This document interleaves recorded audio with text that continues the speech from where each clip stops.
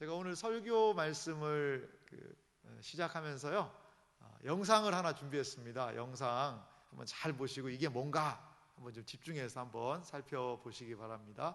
영상 한번 보여주세요.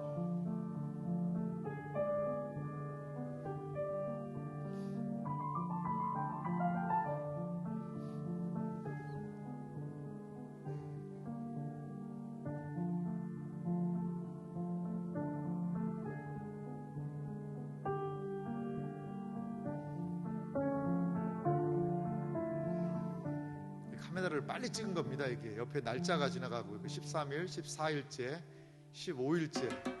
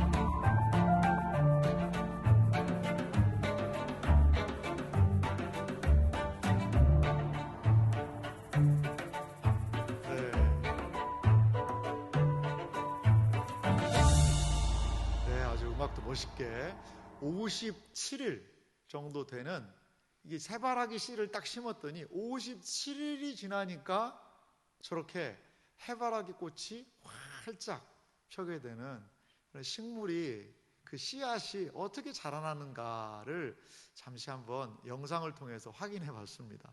우리가 다 아는 내용이지만 참 저거 찍은 사람 얼마나 고생했을까요? 57일 동안에 카메라를 들고 이렇게 찍어야 되는데 이게 얼마나 힘들었을까요? 그런데 우리에게 그 짧은 시간이지만 하나 명확하게 알려주는 건 뭐죠? 씨를 심으면, 씨에 생명이 있으면 그 씨는 자라난다는 겁니다. 자라난다는 거예요. 씨앗의 정체성은 무엇이냐? 자라나는 것이 정체성입니다. 신병들이, 이제 사회생활하던 사람들이, 학생들이 군대를 갑니다. 군대를 가면요, 군인의 모습은 찾아볼 수가 없죠. 줄도 못 맞추고 뭔가 엉성합니다. 그런데 신병 교육을 탁 받고 나면요, 그래도요 군인의 모습이 좀 딱 보여요. 네, 알겠습니다 하면서 아주 씩씩한 군인의 모습이 보이지 않습니까? 군생활 잘하기 위해서는요, 훈련소에서 훈련을 잘 받아야 됩니다. 그래야만 군인답게 군대 생활 잘할 수 있는 건 아니겠어요?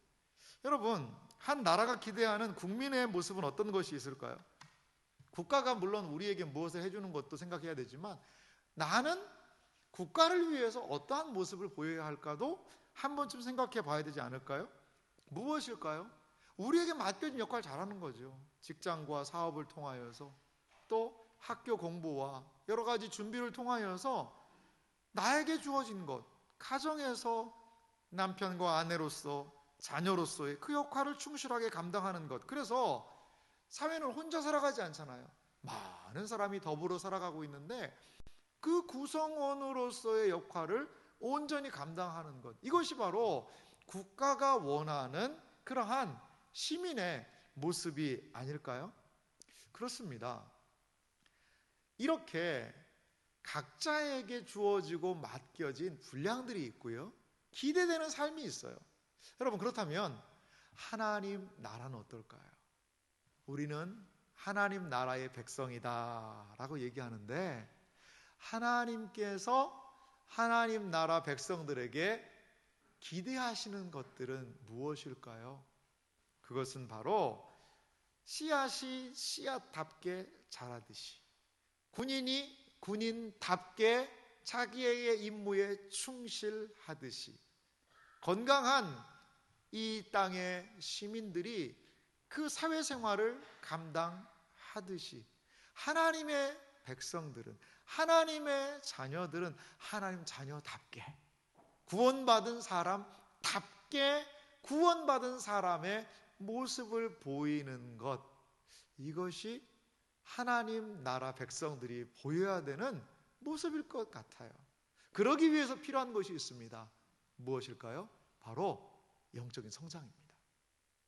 영적인 신앙의 성장이 마치 해바라기 씨앗이 자라나서 해바라기 꽃을 활짝 피워내듯이 우리에게도 우리의 신앙적인 자라남, 영적인 성장이 필요하다라는 겁니다.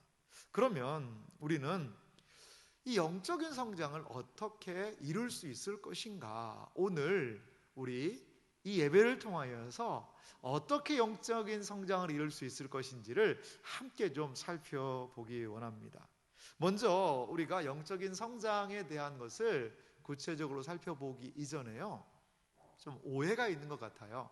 이 영적인 성장에 대한 사람들이 좀 오해하는 부분들이 몇 가지 있습니다. 간략하게 좀 보면은요, 먼저는요, 어떤 오해를 하냐면 영적인 성장이 있어야 구원을 받는다, 이렇게 사람들이 생각을 하기도 합니다. 그러니까 내가 영적으로 어느 정도 성장이 돼야지만, 그래야지 구원받는다. 아니요, 그렇지 않아요. 영적인 성장은 구원을 위한 것은 아니라는 거죠. 여러분, 갓난아이가 있잖아요. 갓 태어났어요.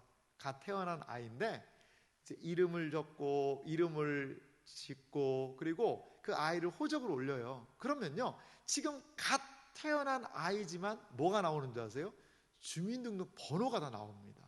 번호가 나와요. 아직 그 아이가 뭘 하겠어요? 이 태어난 지 얼마 되지 않았는데 어떻게 보면 그 작은 생명이잖아요. 그런데도 다 큰 어른만 생명이고 너는 생명이 아니다, 이렇게는 안 하지 않습니까? 그 아이도요, 동일한 생명으로서의 가치가 있는 거죠. 구원은 마찬가지입니다. 우리가 거듭나는 순간 우리에게 구원의 은혜는 임하게 된다는 거죠. 이 사람이 영적으로 성숙하고 미성숙하고를 떠나서 말이죠.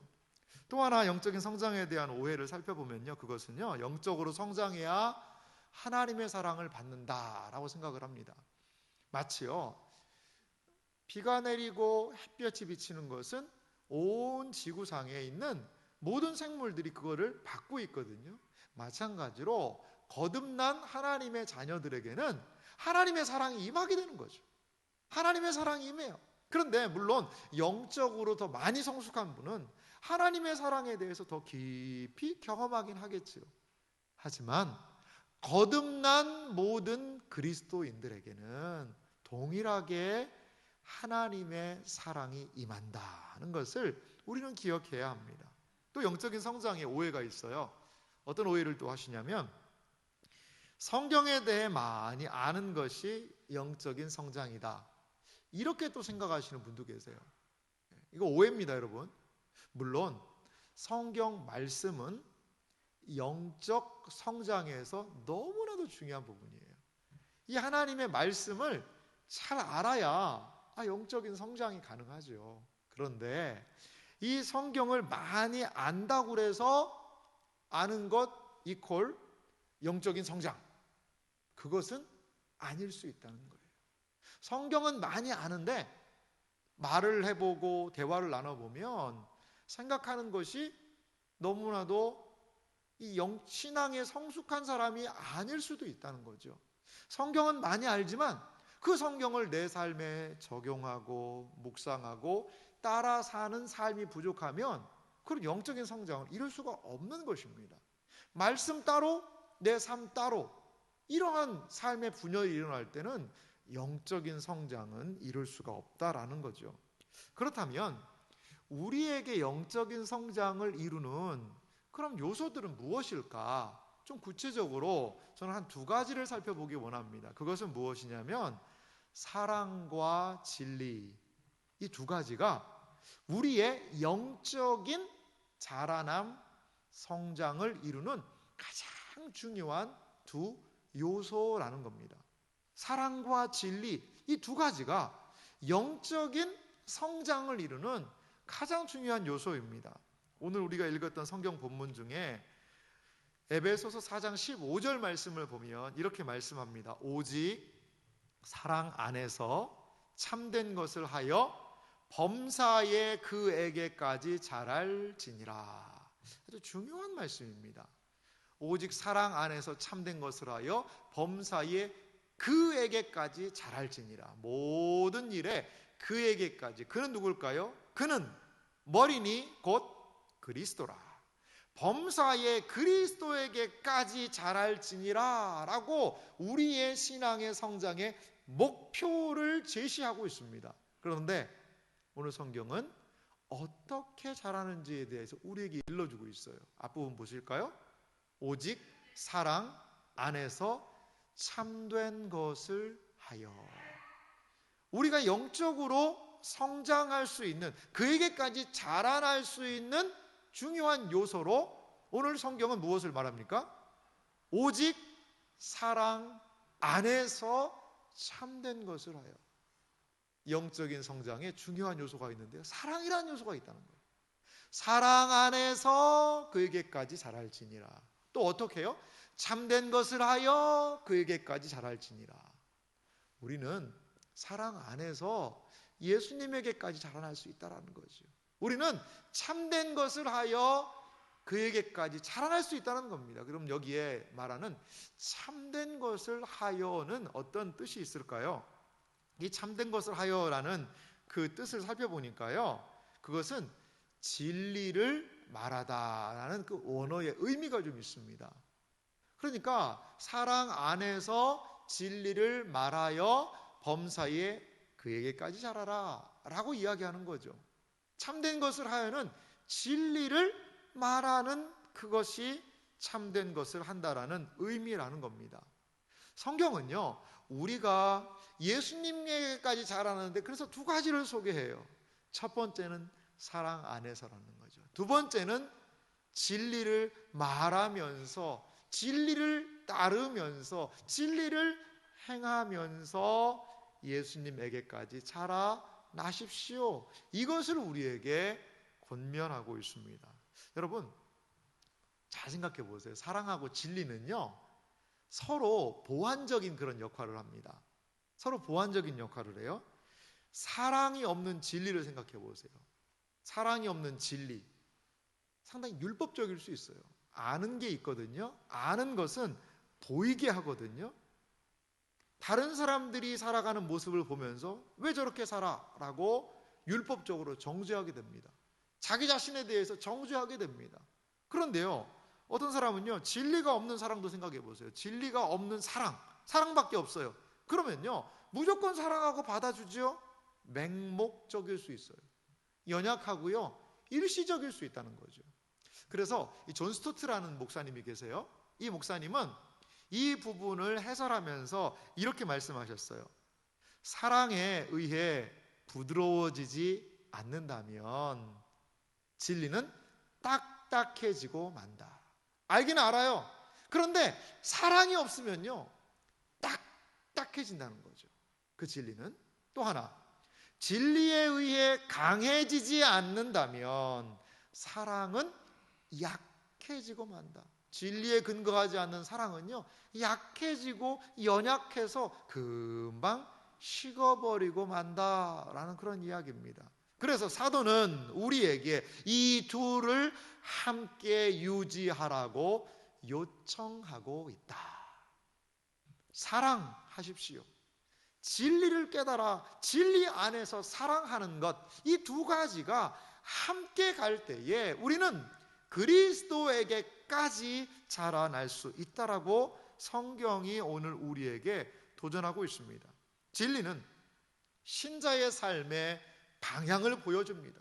무엇이 참이고 무엇이 바르고 무엇이 옳은 길인지 진리는 명확하게 보여줍니다. 사랑은요, 사랑은 신자의 삶에 바른 태도를 보이면서 그 진리의 길을 가는 태도를 사랑을 통하여 우리에게 알려주고 있다는 겁니다. 예수님은 진리와 사랑, 이 두 가지를 적극적으로 드러내는 그러한 삶을 이 땅에 사셨습니다. 마태복음 22장 16절의 말씀에 보니까 이 말씀은 어떤 상황이냐면 바리새인들이 자기 제자들하고 헤롯 당원들을 예수님한테 보내서 예수님에 대한 이야기를 하고 나중에 중요한 이야기를 합니다. 가이사에게 세금 바치는 게 옳습니까? 예수님을 올무 잡으려고 하는 그 장면이에요. 그런데 여기에서 이 바리새인들도 예수님에 대해서 좀 인정한 부분이 있는 것 같아요. 마태복음 22장 16절은 이렇게 말합니다. 자기 제자들을, 바리새인의 제자들을 헤롯 당원과 함께 예수께 보내어 말하되 선생님이여 우리가 아노니 당신은 참되시고 진리로 하나님의 도를 가르치시며 아무도 꺼리는 일이 없으시니 이는 사람을 외모로 보지 아니하심이니이다. 자, 당신은 참되시고 진리로 하나님의 도를 가르치시며, 바리새인들도 종교 지도자들도 이 부분은 인정했던 것 같아요. 이 부분은 인정하는 겁니다. 예수님은 이렇게 진리를 가르치시는 분으로 그들에게 알려졌습니다. 그리고 예수님 자신은 진리에 관해서 이렇게 자기를 소개하십니다. 요한복음 14장 6절인데요 우리가 잘 아는 말씀입니다. 함께 읽겠습니다. 예수께서 이르시되 내가 곧 길이요 진리요 생명이니 나로 말미암지 않고는 아버지께로 올 자가 없느니라. 아멘. 예수님은 자신을 진리요 생명이다, 내가 곧 길이고 진리고 생명이다라고 자신이 누구인지를 우리에게 알려주고 계십니다. 그렇습니다. 예수님은 진리로 이 땅에 오셔서 그 진리를 선포하고 진리를 드러내신 분이었다는 겁니다. 또한 예수님은 진리만이 아니라 사랑을 나타낸 분이었어요. 요한복음 13장 1절에 보니까요 예수님의 함께한 사람들에 대한 사랑을 이렇게 말하고 있습니다. 6월절 전에 예수께서 자기가 세상을 떠나 아버지께로 돌아가실 때가 이른 줄 아시고 세상에 있는 자기 사람들을 사랑하시되 끝까지 사랑하시니라. 아멘.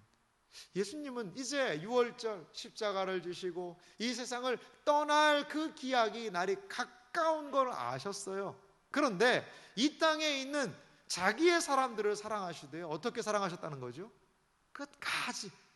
끝까지 사랑하셨다라는 것을 성경이 이렇게 드러내고 있습니다. 그렇죠. 예수님은 끝까지 사랑하셨습니다. 어떻게 하기까지? 죽기까지. 십자가에 달려 죽기까지 예수님은 자신들의 사람들을, 제자들을 사랑하셨다라는 것입니다. 요한복음 15장 9절에는 예수님의 사랑을 이렇게 말씀합니다. 아버지께서 나를 사랑하신 것 같이 나도 너희를 사랑하였으니 나의 사랑 안에 거하라. 예수님께서 사랑하시고 예수님의 그 사랑 안에 거하라라고 사랑의 주님께서는 사랑의 본을, 사랑의 의미를, 사랑의 내용을 이 땅을 살아가시며 우리에게 보여주셨다라는 겁니다. 교회의 머리이신 예수님을 따라갈 때 교회는, 주님을 따르는 주의 백성들은 예수님을 따라갈 때에 예수님 안에 있는 진리를 알게 됩니다. 예수님을 따라갈 때에 예수님이 말씀하신 그 사랑이 무엇인지를 깨달아 알게 될 줄 믿습니다. 신자는 그리스도를 통해 진리를 깨닫고 신자는 예수님을 통해 사랑을 알게 됩니다. 이것이 우리가 기억하여야 하는 사랑과 진리의 삶이라는 거죠. 예수님이 보여주셨던 사랑의 삶, 진리의 삶은 그러면 구체적으로 우리는 어떻게 그런 것들을 배울 수 있을까요? 그리고 예수님의 사랑과 진리가 나타난 것은 어떤 현장일까요? 저는 그것이 한 두 군데에서 나타나고 있다고 봐요. 사랑과 진리가 펼쳐지는 장인데요. 첫 번째는 주님의 몸된 교회 안에서 이 사랑과 진리가 나타나고 있다는 것을 우리는 살펴볼 수가 있습니다. 오늘 우리 에베소서 4장 16절 상반절 말씀 보니까요, 이렇게 소개합니다. 그에게서, 예수님이죠, 온 몸이 각 마디를 통하여 도움을 받음으로 연결되고 결합되어. 그 예수님에게서요, 온 몸이라는 것은 예수님을 무엇으로 이야기하냐면 교회의 머리가 예수님이시라는 거죠. 이 몸의 구조를 이야기하는데요, 예수님이 머리세요. 그리고 몸은 뭐냐면 교회입니다. 교회. 그런 비유를 예수님이 들어주셨어요. 그래서 몸과 머리가 분리가 안 되잖아요. 머리의 모든 뇌의 명령을 따라 몸이 움직이지 않습니까? 그 비유를 통하여서 우리가 주님의 교회가 몸이다라고 이야기를 하세요. 그런데 이 몸이 어떻게 자라나느냐? 그 안에서 온 몸이 각 마디를 통하여 도움을 받음으로 연결되고 결합되어서 뒤에 말씀을 보면 자라난다라고 얘기를 해요. 자, 이것은 어떤 의미가 있냐면 주님께서 사랑과 진리로 자라나라 라는 그 구체적인 현장이 뭐냐면 주님의 몸인 교회라는 거죠. 교회를 통하여서 예수 그리스도의 사랑을 알게 되고 교회를 통하여서 예수 그리스도의 진리를 깨닫게 된다라는 겁니다. 그렇습니다. 우리는 교회 안에서 주님을 알아가는 겁니다. 주님을 닮아가는 겁니다. 그러면서 영적으로 교회 생활을 통해 성장할 수 있다는 겁니다. 특별히요, 교회를 세상하고 구별할 수 있는 구별점은 무엇일까요? 교회가 세상과 구별되는 그 가장 중요한 지점은 무엇일까요? 그것은 바로 진리입니다. 교회는 세상하고 다른 진리를 가지고 있습니다. 디모데전서 3장 15절 말씀에 보니까 교회를 이렇게 소개를 하고 있어요. 만일 내가 지체하면, 사도 바울 얘기입니다, 너로 하여금 하나님의 집에서 어떻게 행하여야 할지를 알게 하려 함이니 이 집은 살아계신 하나님의 교회요 진리의 기둥과 터니라. 사도 바울 선생님은 디모데에게 교회에 대해서 소개하면서 중요한 이야기를 하셨습니다. 교회가 무엇입니까? 하나님의 교회라는 겁니다. 또한 교회가 무엇입니까? 진리의 기둥과 터라는 겁니다. 집을 지으려면 기초가 좋아야 되죠. 그게 터입니다. 터. 교회는요, 예수 그리스도의 진리 위에 세워졌다는 겁니다. 또 하나 진리를 무엇으로 소개하고 있습니까? 기둥으로 소개하고 있어요. 기둥. 우리 교회도 보이지 않지만 바깥에다가 기둥을 세워서 이렇게 예배당을 멋있게 지어놨습니다. 기둥은 건물을 지탱하는 중요한 요소지요. 맞습니다. 교회는 어떻게 세워집니까? 기둥인 진리로 세워진다는 겁니다. 여러분, 신자가요, 우리가 교회 생활을 하면서 기대해야 되는 가장 중요한 건 무엇일까요? 교회 가면 마음이 편안해져요. 교회 가면 여러 가지 좋은 사람들 만날 수 있어요. 교회 가면 밥이 맛있어요. 여러 가지 많은 이야기 할 수 있어요. 하지만 교회에서 가장 중요하게 기대해야 되는 것은 무엇이냐? 바로 진리라는 것입니다. 진리라는 거예요. 신자는 교회 생활을 통해 진리를 깨달아야 합니다. 예배 시간을 통하여서 진리의 말씀에 감화를 받아야 하고요, 양육을 통하여서 성경의 진리를 배우고 정리해야 합니다. 진리를 깨닫고 진리를 알아가고 진리의 대상이신 하나님을 알아가면서 우리 신앙은 점점 성장해 가게 된다라는 것입니다. 이렇게 교회는 그리스도의 사랑, 그리스도의 진리가 풍성하게 드러나서 그 안에 있는 주의 백성들을 성장하게 한다는 거죠. 그런데 이러한 역할을 하는 것을 오늘 성경이 또 중요한 역할점을 하나로 좀 분명하게 이야기를 합니다. 오늘 에베소서 4장 16절 말씀을 좀 다시 한번 보면요, 상반절에 보니까 이렇게 말해요.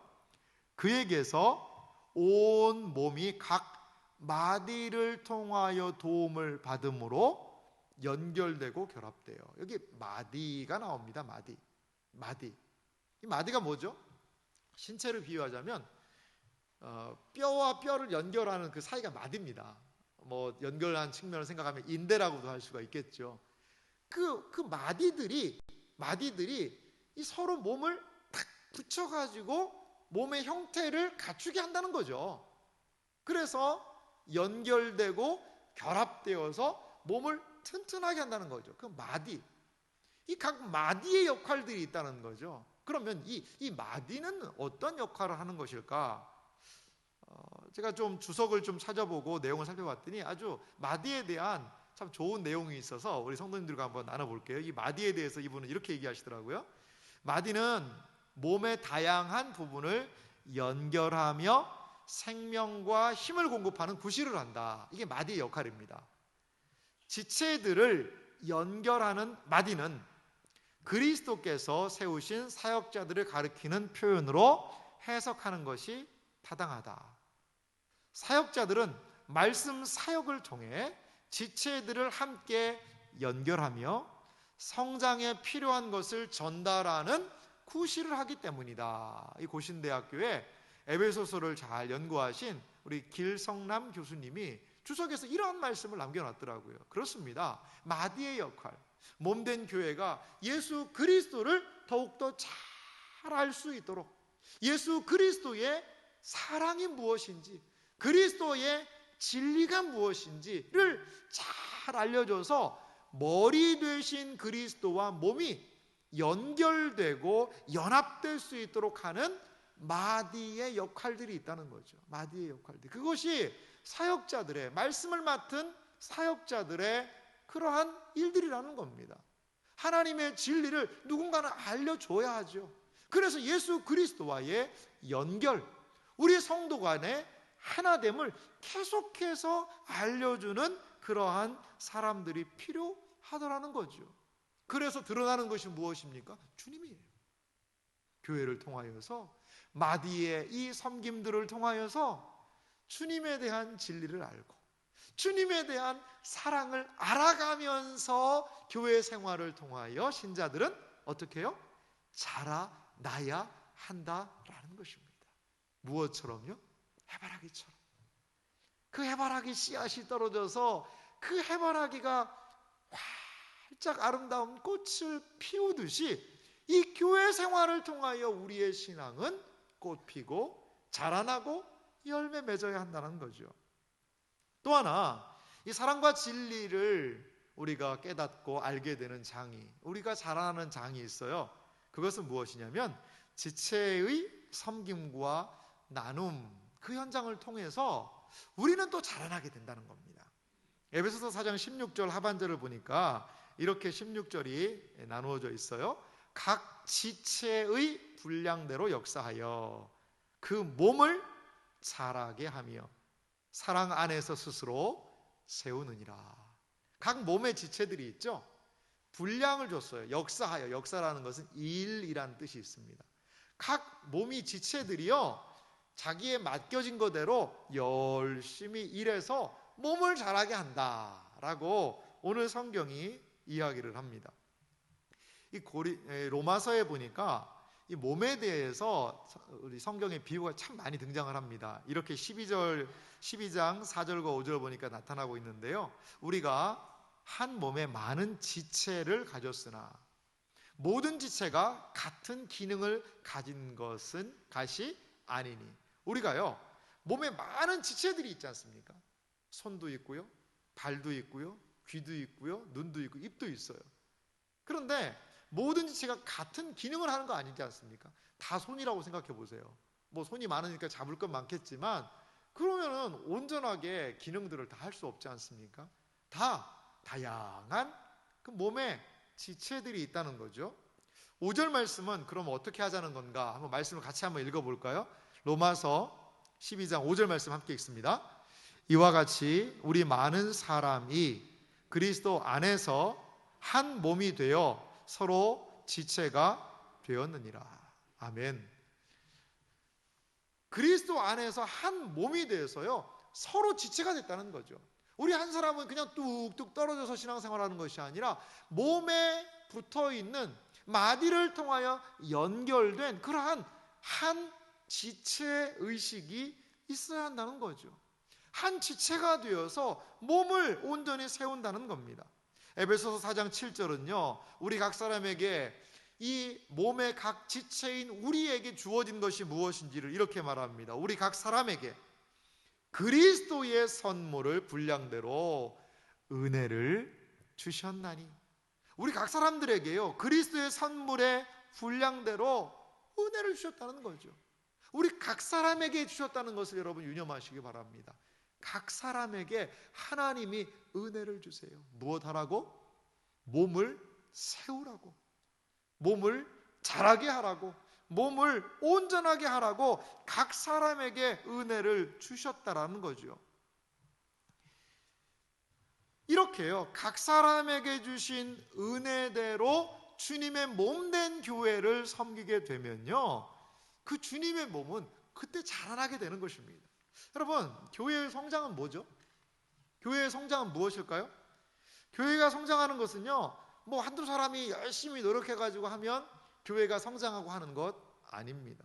교회의 성장은요 교회 구성원 한 사람 한 사람 한 사람이 성장하면 그것이 바로 교회가 성장하게 된다는 거죠.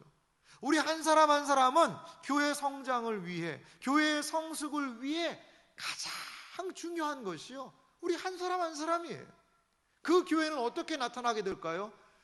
그 교회에 다니는 성도 한 사람 한 사람의 모습을 통해 그 교회가 어떤 교회인지가 나타나게 되는 것입니다. 나타나게 되는 거예요. 주님의 몸된 교회는 그 몸된 교회를 구성하는 한 사람 한 사람 한 사람 성도님들의 영적인 성장과 성숙을 통하여 교회가 성장하게 된다는 것을 여러분 기억하시기 바랍니다. 특별히요 이 부분에 대해서 중요한 것이 저는 사랑방이라고 봐요. 우리 교회는 성도님들의 모이는 소그룹을 사랑방이라는 이름을 좀 지어놨습니다. 왜 사랑방이라고 이름을 지었냐면요 사랑방을 통해서 이러한 하나님의 사랑의 은혜를 경험하라고 사랑방이라고 지은 겁니다. 경험하라고요. 한 분이 새신자가 교회에 왔어요. 그래서 한 참 복된 사랑방, 건강한 사랑방에 연결이 됐다고 생각해 보세요. 그 사랑방 안에서 성도들이 서로 교제하는 거죠. 하나님의 말씀을 읽고 또한 들은 설교 말씀을 기억하며 참 나에게 이러한 부분이 있었는데 이러한 말씀에 깨달음이 있었다.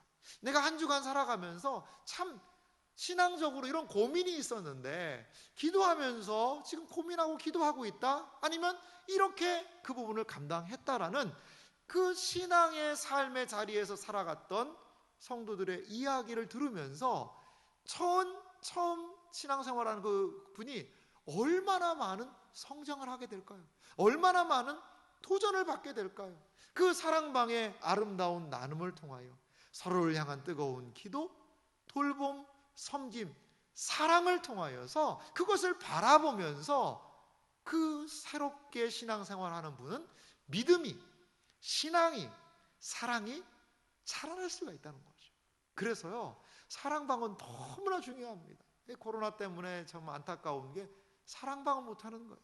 그것이 너무나도 안타깝습니다. 비록 우리가 모이지는 못한다 하더라도 서로 돌아보고 서로 연락하고 서로 기도해주는 그 사랑방의 온전한 끈을 계속해서 놓지 마시기 바라요. 일부 말씀 듣고 일부 또 한 사랑방이 잠깐이라도 모여서 기도하고 말씀 나누고 가는 장면을 볼 수가 있었습니다. 사랑방 식구들이 다는 못 모이니까 예배 같이 드리고 잠깐이라도 모여서 기도하고 서로 기도 제목 나누고 가시는 모습을 보니까 참 복되구나 이런 생각이 들었습니다. 여러분, 우리의 믿음이 어디서 자라나나요? 사랑방에서 자라나는 거예요. 그런데 사랑방이 사랑이 충만해서 먹을 것도 먹고 이야기 듣고 또 피우고 재밌고 즐거운 것들 하는 것도 참 좋아요. 그런데요 사랑방 안에서 온전한 성장이 경험되기 위해서는 사랑방의 나눔은 진리의 나눔이어야 됩니다. 사랑방 모임 안에 진리가 있어야 되는 거예요. 모이니까 뭐 얘기하고 뭐 좋다, 그것만으로 좋아서는 안 되고, 그 안에서 영적인 온전한 성장과 나눔이 있기 위해서는 사랑방이 진리를 나누는 모임, 진리의 나눔이 되어야 한다는 것입니다. 우리 사랑하는 신자들의 모임은 단순히 유희를 위한 모임이 아니라 그 안에서 진리를 나누고, 진리가 내 안에 어떻게 역사했는지를 나누는, 진리를 나누는 사랑방이 되시기를 간절히 소망합니다. 사랑방에서요, 뭐 개인적인 기도 제목을 낼 수도 있겠습니다만, 그때 나올 수도 있겠습니다만, 집값 내려가고 올라가고 그런 거 너무 얘기하지 마세요. 뭐 마음 상할 수도 있죠. 기분 좋을 수도 있죠. 그런데 그런 것보다도 하나님의 말씀대로 사는 그런 이야기 나누면 얼마나 좋을까요? 기도 제목을 들어주고 거기서 기도하면 얼마나 더 좋을까요? 사랑방에서요, 정치 얘기하지 마세요. 정치적인 성향이 똑같아서 우리는 좋습니다. 물론 기도를 위해서 나누는 건 좋아요. 그래서 뜨겁게 잘 위정자들이 정치하도록 기도하는 건 좋아요. 하지만 정치적인 성향이 다른 분들끼리 정치 얘기하면요, 사랑방이요, 나눔방이 분열방이 됩니다. 여러분, 분열방이 됩니다. 그건 지혜롭지 못한 것입니다. 우리 사랑하는 섬김이들은, 입금이들은 그러한 내용을 잘 알아서 사랑방이 진리를 나누고 정말 서로 사랑하고, 새가족 한 명이 와도 그 새가족이 우리의 말과 행동과 모습을 통하여 성숙하고 성장할 수 있는 그러한 사랑방으로 만들어 가시기를 간절히 소망합니다. 그렇습니다. 하나님의 백성들은, 하나님의 자녀들은 몸된 교회의 생활을 통하여서, 또한 특별히 성도 간의 교제와 나눔, 봉사, 섬김을 통하여서 그 믿음이, 그 신앙이 자라난다라는 것을 여러분 믿으시기 바랍니다. 그리고 교회를 통하여서, 교회 생활을 통하여서 우리는 그러한 것을 기대해야 할 줄 믿습니다. 예수님께서도요, 요한복음 15장 10절에 이러한 말씀을 우리에게 주셨어요. 내가 아버지의 계명을 지켜 그의 사랑 안에 거하는 것 같이 너희도 내 계명을 지키면 내 사랑 안에 거하라. 예수님이 계명을 지키셨어요. 누구의 계명을요? 아버지의 계명을 지켜서 그의 사랑 안에 거하셨다는 거죠. 아버지 하나님의 진리의 말씀을 온전히 지켜서 예수님께서 하나님의 사랑 안에 거하셨대요. 그러면서 우리에게 무엇을 요구하십니까? 너희도 내 계명을, 예수님의 말씀을, 예수님의 진리를 지키면 내 사랑 안에 거하리라. 예수님의 말씀을 지키는 것, 진리와 이 사랑이요, 함께 묶여있는 것을 우리는 이 말씀을 통하여 확인할 수 있습니다. 요한복음 15장 12절 말씀도 우리 한 목소리로 좀 같이 읽어볼까요? 함께 읽습니다. 내 계명은 곧 내가 너희를 사랑한 것 같이 너희도 서로 사랑하라 하는 이것이니라. 아멘. 그렇습니다. 여러분, 교회는 어떤 곳입니까? 사랑하는 곳입니다. 교회는 어떤 곳일까요? 용납하는 곳입니다. 교회는 어떤 곳일까요? 그리스도께서 알려주신 그 사랑의 방식으로 진리를 가지고 서로 품어 안는 곳이에요.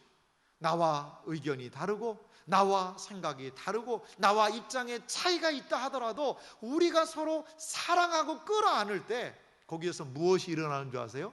성장이 일어납니다. 다른 사람을 인정하고 용납해주는 그 과정을 통하여 우리의 마음이 넓어지고, 우리의 생각이 넓어지고, 그리스도의 사랑이 내 안에, 우리 안에 거하게 되더라는 것입니다. 제가 섬겼던 한 교회에 한 참 기억에 남는 성도님이 계세요. 그분은 초신자셨는데요, 기독교 신앙에 대해서 별로 호의적이진 않으신 분이었어요. 그런데 이분이요, 1대1로 성경 공부를, 이제 초신자 과정을 시작하셨어요. 처음에 성경 공부를 하는데 이 가르쳐 주시는 집사님이 열심히 기도하면서 하시는데도 한 3주, 4주 배우는데 팔짱을 끼고 의자의 뒤를 딱 제끼면서 뭐 한번 알려주려면 알려줘 보시오. 이런 식으로 하더라는 거죠. 근데 5주, 6주, 이제 그 새신자 과정을 거기 한 15주 정도로 했는데요.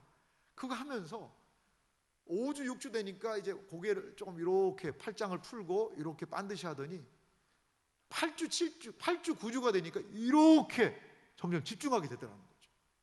그러면서 이분이 점점 마음을 열고 그 기독교 신앙의 진리를 마음에 받아들이고 자신을 섬겨주는 그분의 사랑에 막 감동이 되는 거예요. 그래서 또 저와도 성경 공부를 하면서 그런 간증을 하시더라고요. 여러분, 그렇습니다.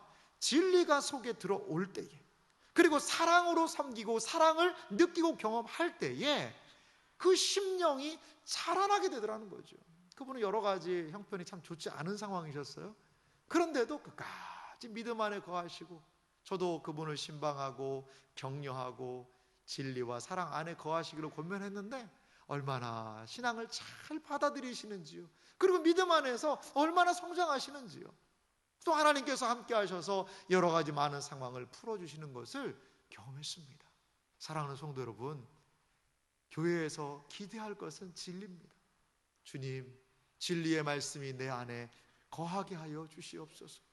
진리를 따라 말하고 진리를 따라 사랑하게 하여 주시옵소서. 그리하여 그리스도의 장성한 분량까지 자라나게 하여 주시옵소서. 이것이 우리가 바라봐야 하는 그러한 모습이 아닐까요? 예수님에게까지 자라나자라고 하면 많은 분들은요, 너무나 부담스럽대요. 그게 과연 가능할까라고 이야기합니다. 이 땅에서요, 예수님처럼 똑같이 사는 것은 불가능한 것 같아요.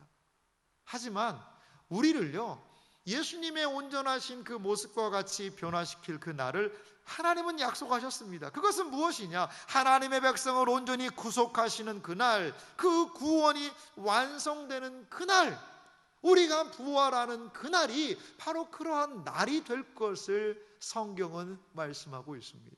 비록 우리는 이 땅에 살고 있지만 구속의 그 날을 대망하고 고대하면서 우리는 머리 대신 그리스도를 점점 더 진리 안에서 사랑 안에서 닮아가야 할 줄 믿습니다.